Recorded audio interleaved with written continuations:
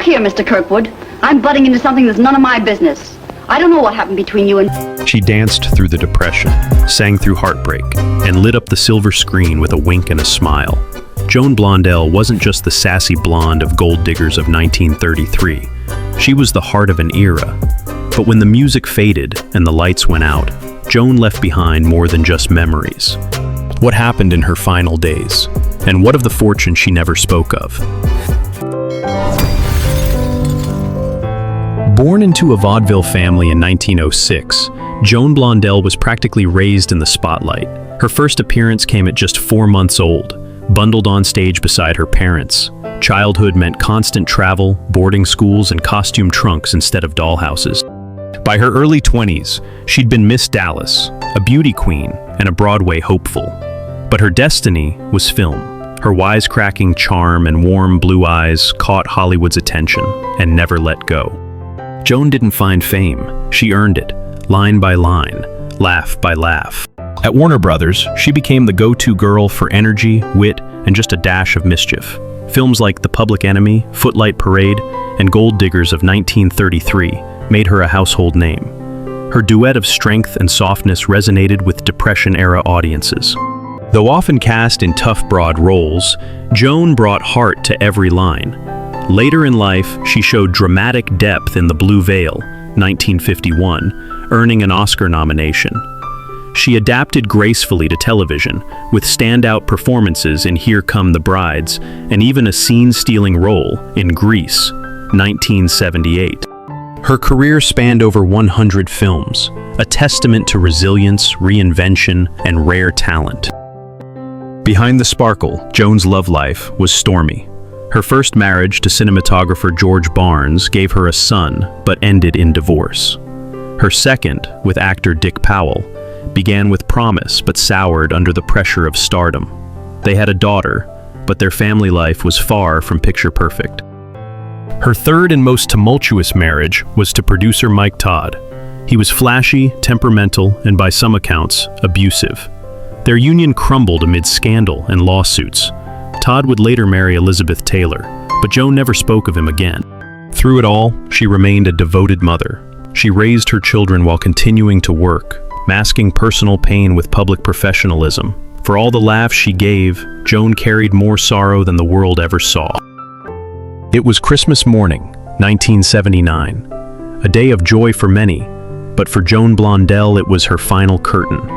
The woman who once danced through Depression-era musicals and cracked wise with Cagney and Powell died quietly in a modest Santa Monica apartment. No cameras, no fanfare, no obituary that matched her legacy. How did one of Hollywood's most enduring stars vanish with so little notice? Joan had been battling leukemia, though few knew. Even in declining health, she kept working.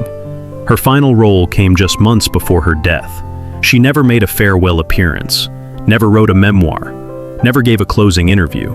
She simply faded from the frame. In the years leading up to her death, Joan grew more reclusive. Some believed it was age. Others suspected disappointment, with the industry, with life, or with the way her contributions were being quietly shelved. Despite being active in over 100 films and dozens of TV shows, her phone had stopped ringing. Close friends say she had prepared everything, but what that meant remains unclear. A rumored handwritten will was never made public.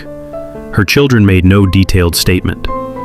Some insiders whispered she had penned a journal chronicling decades in Hollywood, one filled with truths she never dared speak. Perhaps Joan chose to leave that way, quietly, with dignity. Or perhaps she had expected more, recognition, reflection, a moment of gratitude from an industry she helped build. Joan Blondell didn't just die quietly, she left behind a mystery louder than applause. Why did no one hear her go? Joan left behind 2 children, dozens of classic roles, and 1 novel, Center Door Fancy, a semi-autobiographical work that hinted at deeper scars. But her financial legacy remains largely unknown. There was no widely reported will. Estimates suggest she lived modestly in her later years, with some royalties and property holdings. Yet rumors swirled of private gifts, unclaimed scripts, and letters never released. Some believe she left much to her children. Others whisper of donations to arts foundations that were never confirmed. 2 stars on the Hollywood Walk of Fame remind us of her impact, but her final chapter remains incomplete. What Joan left behind wasn't written in gold, but in the warmth of her performances and the questions that still linger in the quiet she left behind.